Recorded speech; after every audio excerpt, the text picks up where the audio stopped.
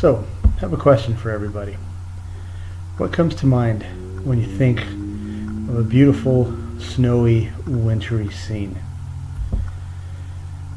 Maybe for you it's a white Christmas, or building snowmen out in the yard, or maybe it's streaking down a mountain on a set of skis or a snowboard. Whatever our wintry wonderland dreams are, I'm sure there isn't anybody out there who thinks that part of that wintry wonderland is having to remove the snow from your decks and your driveway. Hi everybody, this is Richard, and today what I wanted to talk to you about was the process that I've come up with that works best for me for getting that snow moved off the deck and the driveway so you can get out of the house and get your vehicle out of the driveway. So pretty much for today what we're going to talk about is the equipment that you need to gather and get prior to starting the job so you can do it effectively, physically preparing yourself for doing the job, and the techniques for working effectively and efficiently and getting that job done. So for me, I grew up in a desert environment, West Texas and in Arizona. Never would have thought that living in a place that had so much snow that you'd have to have so much work to do to be able to clear that snow. So pretty much where you get started in when you realize, you wake up that morning and you realize, I can't get out of the driveway because there's 2 feet of snow sitting behind the car. What are you going to do about it? Well, first thing you need to do is to choose the right equipment to be able to get that job done. And in choosing that equipment, I didn't know exactly where to go to. There's a lot of resources out there. I found an article in Popular Mechanics from August of 2017, which pretty much said to use a wide variety of shovels and tools to do whatever it is that you needed to get the job done. So for me, it was playing around with a few tools, and the one that I found the most is the Polycombo shovel. And one advantage that this shovel has is it has what's called a Versa grip, and within the grip itself it has several different positions that you can put your hands, something that is a little more comfortable.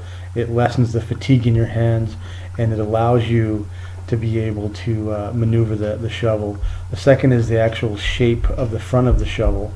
The front of the shovel itself is set up so that you can lift the snow like a normal shovel, or you can take the shovel and actually push snow out of the way, which is pretty efficient as well. Sometimes you need to do both. The other important part of that shovel is it's got a steel blade trim that comes across the front of the shovel, and that's to keep the shovel from being able to move the snow, to be able to break through the ice. One thing you have to be really cautious about with the metal tip is that it will damage your decks, wooden decks. It'll strip the paint right off there, so you definitely don't want to use that. The next part of the thing is you want to possibly look at a metal scraper or a chopper, and kind of what it looks like is a big spatula almost, made out of metal. It has the same kind of variety of handles as the shovel does, with different grips, and pretty much what you want to do is that helps you to break up the ice. When after you've moved some snow you realize there's a layer of ice, you want to be able to break that ice and scrape it right off of the driveway. Works well when you combine the icebreaker with snow melt, which is a chemical kind of like rock salt that you lay down, let it do its chemical process. It helps break up the ice. Then you can take the ice scraper and just scrape that ice right off. Again, not for use on decks, painted decks, because it will strip the paint right off.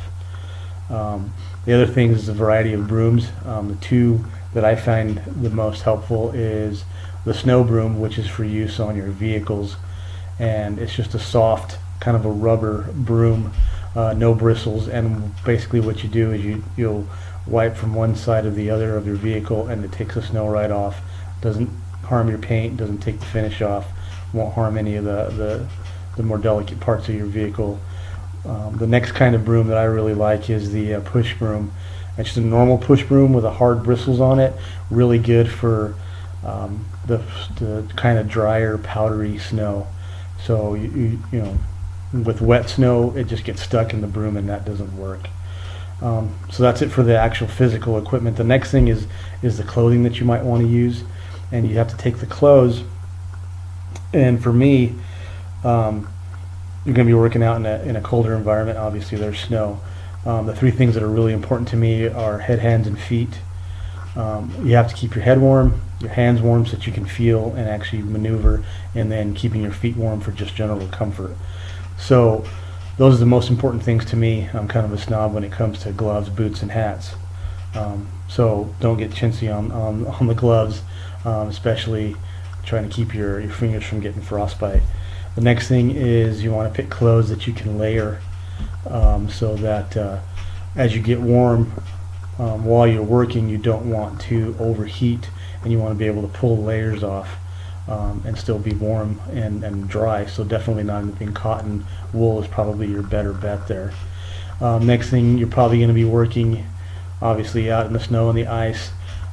There's always a chance that you might slip and fall, so you might want to invest in a pair of cleats for your boots, and usually they're just slip-on small spikes. You can slide them right over the soles of your boot, and then that way you have some ice grip to be able to walk around in. So now that we have the proper equipment for getting the job done, what we need to do is some preparation before we get out and do that. I read an article that's titled "Snow Shovel Related Injuries and Medical Emergencies Treated in Emergency Departments." This was from the January 2011 issue of the American Journal of Emergency Medicine. And what it said was, during that time between 1990 and 2006, we had 195,000 people were treated for snow shoveling related injuries and medical emergencies. So the most common reasons for the trips to the ER, we're looking at overworked muscles, falling, being hit in the head with the shovel, which was generally caused by kids who were using the shovel for non-shoveling type things. So some specific injuries that include your back injury, broken bones, head injuries from either falling or being hit in the head with the shovel if you're a kid, and then deadly like heart problems, so we want to be careful about that. Also in an article that I read online from spinehealth.com, which was December of 2013, they suggest doing certain things for your body to get it ready for when you're going to be out in the snow and moving snow. So you're looking at trying to get your heart rate up, kind of warm your body up. Once you've done that for a few minutes, doing some stretches of your low back, your hamstrings, kind of the major muscle groups that you're going to be using, and then working the joints of your shoulders and then your arms, wrists, elbows, kind of getting those fluid and getting ready to get out there and do the work. So now that you've gotten the equipment and that you've gotten your body ready, you've gotten dressed, you're nice and warm, you got the juices flowing inside you, you're ready to get out and do the work. Now it's time to get out there and get it done. Probably need to plan ahead to make the best plan to get that done. And what you want to do is start it so that you don't have to do things over again. So plan where you want the snow to go to. Move the snow as far away and then work your way closer, and that way if you don't start too close, you don't have to end up moving it a second time. Once you're out in the driveway, do the cars first, tops of the cars, and then do around the cars. On your decks, you're going to look at doing the handrails and any of the higher elevations, and then work your way down. On the larger areas of your driveway, you probably want to start at the center of large areas and move to the edges, and try to move the snow as short a distance as possible. But as far as necessary, so that you don't have to move it twice. While you're doing that, remember, you got to pace yourself. Take breaks when needed. Make sure you keep hydrated. Even though it's cold, you still can get dehydrated. When it's snowing pretty heavy and constant outside, think about going out, and even though it's going to keep snowing, moving the snow out so it doesn't build up on you and get too high to where you end up doing a whole lot of work instead of just doing it in sessions. And then when you get done, make sure that you're stretching and letting your body cool down to, again, avoid injuries. So these are just some of the things that I do. I know that snow shoveling may not be the most fun in the world. It's definitely a necessary job so that you can get out and get your vehicles out and be able to work around your house. All it takes is the right tools, getting the right preparation, getting your body and mind frame in the right place, and then you can get out and get it done. So that way you're not doing as much work in the snow, so that you can get out and actually play in it and enjoy the snow for what it really is. So thank you for listening. Thanks for your time, and have a good one.